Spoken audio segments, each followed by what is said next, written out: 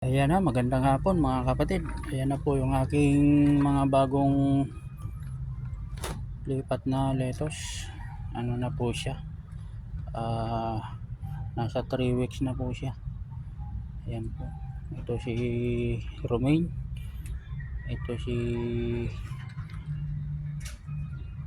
Tourbillon. Si Olmete. Si Locarno.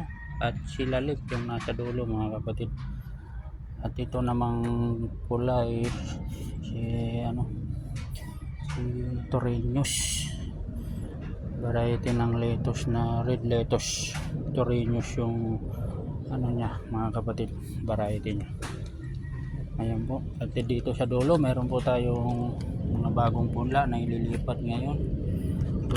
Sad to say, meron siyang mga namamatay mga kapatid, hindi siya nagtuloy tumubo. Ano pa lang ito siya mga kapatid, nasa 5 days pa lang po siya.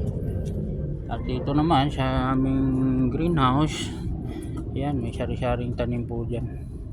May talong, may kamatis, may pichay, at may pang tawag doon, pansigang.